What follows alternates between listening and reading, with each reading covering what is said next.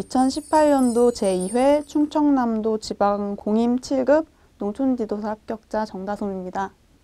9시 땡 치자마자 그 발표하는 페이지 들어가서 확인했는데 합격자에 그 번호가 있더라고요. 진짜 너무 기뻤어요. 저는 그 농업을 전공을 했어요. 그래서 농업지 공무원 하면 되겠다 그냥 그런 생각을 가지고 있어서 사실 대학교 다니면서도 좀 시험치를 다니고 그냥 그랬어요. 어차피 시험 뭐 나오는지 알고 싶으니까. 그래서 항상 떨어졌지만 1년째 보통받고 떨어지고 올해는 제가 커트라인보다 성적이 높았어요. 그래서 그냥 붙은 것 같아요. 4시간을 채우는 걸 목표로 컨디션이 괜찮으면 5시간? 국어 한자 들고 다니면서 외우거나 이런 식으로 했으니까 순수 공부한 시간은 4시간 정도라고 생각을 해요. 네, 저는 그 강의 실강을 진짜 중요하게 생각을 하거든요. 인강은 들어도 잘 모르겠어요. 왜냐면 인강은 들으면 지루하니까 배속을 돌리고 싶고 배속을 돌리면 듣고 빠져나가고 이러니까 실강이 선생님이 말이 좀 느리더라도 그때 느려도 그 시간 동안 받아 적을 게 있단 말이에요. 그런 모든 포인트를 다 받아 적은 다음에 오늘 수업 끝나서 복습을 4시간 동안 복습을 할 때 그때 전부 다 외워버리는 게 그게 제 공부 방법이었어요. 근데 국어 같은 경우엔 정원상 선생님 수업을 들었는데 항상 수업 시간 전에 국한 혼용 지문을 주시는데 이걸 전 처음에는 한자를 몰라서 그냥 국문만 읽었어요. 읽고 뒤에 한자랑 비교해가면서 이런 상황일 때 이런 한자를 쓰는구나 이 정도만 알고 지나갔어요. 나중에는 좀 몇 번 보다 보니까 익숙해 보이는 한자가 보이더라고요. 그때부터 줄을 치면서 한자를 좀 외우기 시작했는데 그런 식으로 국한 혼용 지문, 그러니까 기사를 한자 단어로 바꿔서 주는 그 지문을 공부하니까 지금 어떤 사건, 사고가 있고 어떤 트렌드가 있는지를 알 수 있고 거기에 더해서 한자 공부도 할 수 있고 그러니까 정말 이거는 정말 진짜 도움이 됐던 것 같아요. 영어 같은 경우에는 정수연 쌤 강의가 진짜 좋아요. 저 이거 수업 듣고서 15점 올렸어요. 정수연 선생님은 커리큘럼이 정말 정확해요. 공무원 영어 시험이 4개로 되어 있어요. 문법, 단어, 생활영어, 그리고 지문, 독해인데 이 네 부분에서 모든 걸 다 케어해 주세요. 왜냐면 다른 학원 같은 경우에는 커리큘럼이 보면 문법 위주로만 되어 있어요. 근데 사실 문법이 나오는 문법 문제는 몇 문제 안 되잖아요. 4문제? 이렇게밖에 안 돼요. 그래서 전체를 다 강의를 들어서 이거를 대처를 할 수 있게 되어야 되는데 문법 수업만 듣는다고 해서 독해력이 늘거나 생활 영어가 잘해지거나 아니면 단어가 저절로 외워지거나 이런 거 아니잖아요. 그래서 이런 부분을 전체적으로 한 번씩 다 짚어주면서 1년이라는 짧은 커리큘럼 안에 다 소화를 하게 만들어주세요. 그 단어 같은 경우에는 학원 독서실 가서 이렇게 3시간씩 앉아서 깜지를 쓰면서 외우고 이런 걸 많이 하는데 선생님은 들으면서 외우라고 하시더라고요. 자기 목소리로 녹음을 해서 그거를 귀에다 꽂고 한 2분, 녹음하면 2분, 3분 정도밖에 안 돼요. 50단어가. 그거 아침에 일어나서 듣고 점심때 밥 먹으면서 듣고 쉬는 시간이 10분인데 2분 정도 투자해서 화장실 갔다 오면서 듣고 이런 식으로 하루에 6번, 7번을 들으면 그 녹음한 단어 중에서 70%는 남아요. 한 그 70% 정도 남는 것 같아요. 문법에서는 124개로 문법 포인트를 정리를 해주세요. 그리고 그동안 수업 시간 동안 그 124개를 전부 다 가르쳐 주시거든요. 이건 다 외워야 되는 부분이에요. 이거는 자기가 어떻게든 수업 시간에 따라가면서 오늘 배운 내용은 전부 오늘 안에 외울 수 있도록 해야 되고 그 부분에 대해서는 선생님이 어떻게 해줄 수 있는 게 아니에요. 강의 듣고 완전히 다 외우면 할 수 있는 부분이에요. 문법은 이걸로 끝나요. 그리고 생활 영어는 하루 날을 잡아서 특강식으로 해주시는데 이 특강에서 나오는 생활 영어도 그날 다 외우시면 돼요. 그리고 독해 같은 경우에는 정수연 쌤이 이 독해 지문을 12개의 패턴으로 분석을 해서 이 12개의 패턴만 알면 문장 다음에 어떤 식의 문장이 이어지면 그 다음 내용은 이런 식으로 갈 것이다. 이거를 정리를 해주신 게 있어요. 12개의 패턴. 이 정수연 쌤 독해 강의를 들으시면 이 패턴에 대해서 완전히 다 알 수 있어요. 그리고 대부분의 지문은 이 12개 안에서 전부 다 나와요.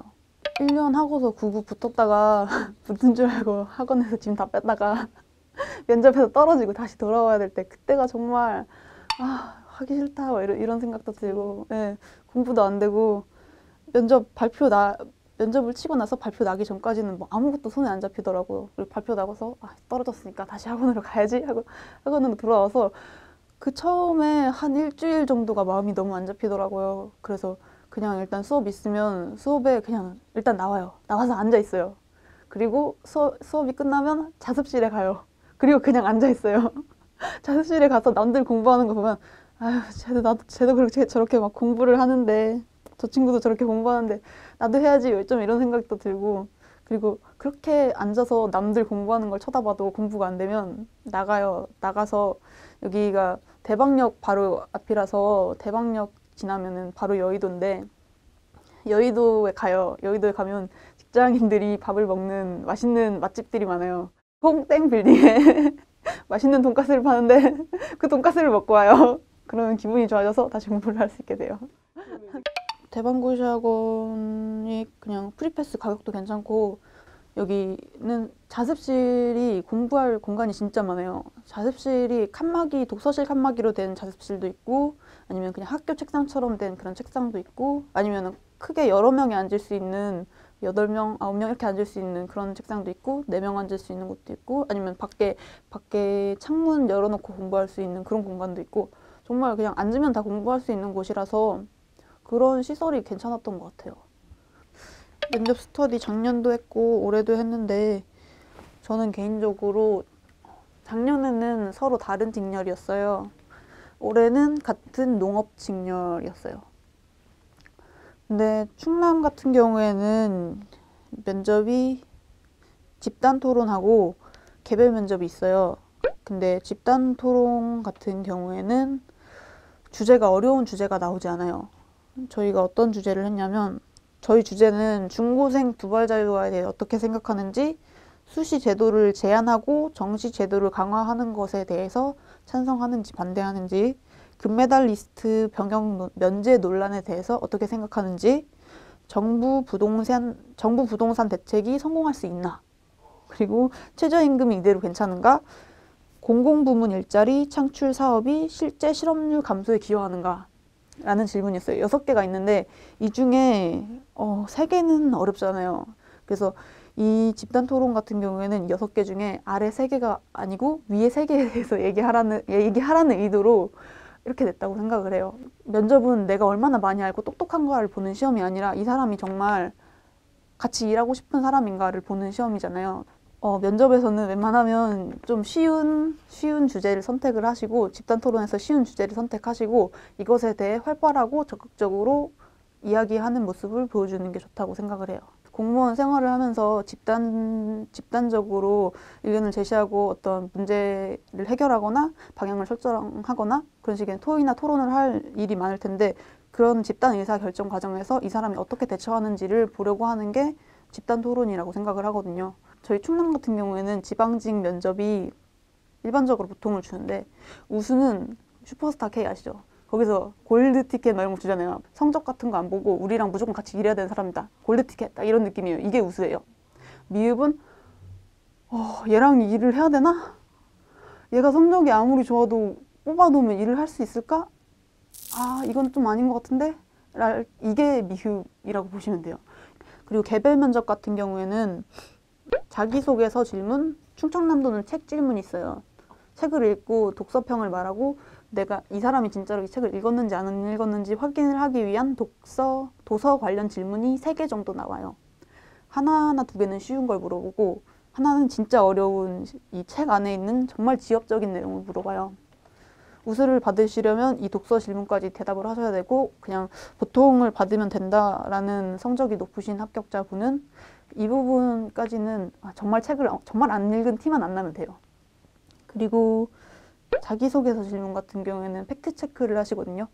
이 사람이 자기소개서에 쓴 내용이 정말 사실이 맞고 솔직하게 썼는지에 대해 체크를 하시는데 자기소개서에 거짓말을 하신 분은 안 됩니다. 거짓말 하시면 안 돼요. 하지만 조금이라도 뻥튀기를 하거나 부풀린 부분이 있다면 그 부분에 대해서 상세하게 준비를 해 가셔야 됩니다.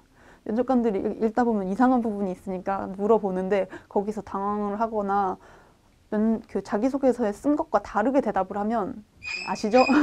네, 딱 걸립니다. 그리고 그 합격 발표가 난 다음에 인적성 검사를 볼 거예요. 근데 이 인적성 검사에서 약간 튀는 게 나올 경우에는 면접관이 질문을 해요. 이 부분에 대해서. 그래서 인적성 검사를 하실 때 거짓말을 하신다.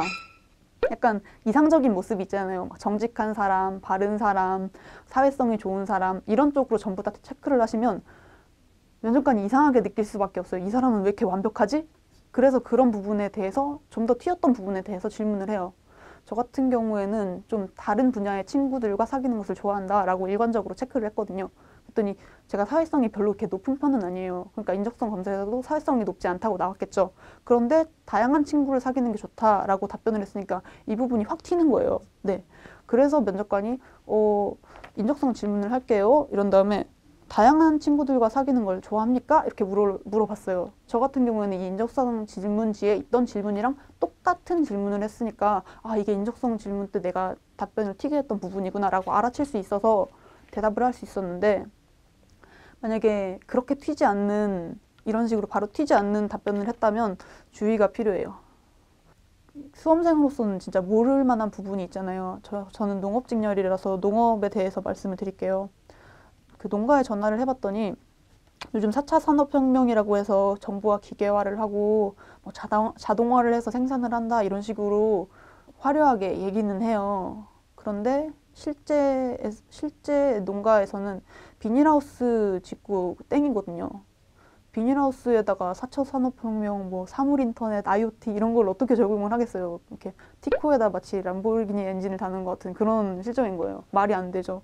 현실적으로 말이 안 되는 부분인데 이거를 자꾸 그 기업들에서 광고를 하니까 수험생들은 IoT 좋아, 6차 산업, 4차 산업혁명 너무 좋아 라고 생각을 하잖아요. 이런 부분을 면접관 앞에 가서 자신 있게 말했다가 낭패를 볼 수 있어요. 실제 농가에서는 이게 불가능해요. 너무 돈이 많이 드니까.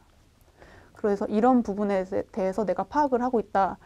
현재 농민들의 고충을 알고 있다. 아니면 건축직이면 건축직 분의 고충을 알고 있다. 이런 식으로 어필을 해주시면 좋을 것 같아요. 면접 준비를 할 때 좀 많이 적극적으로 하셔야 돼요. 농업직이면은 농가에 가야 되잖아요.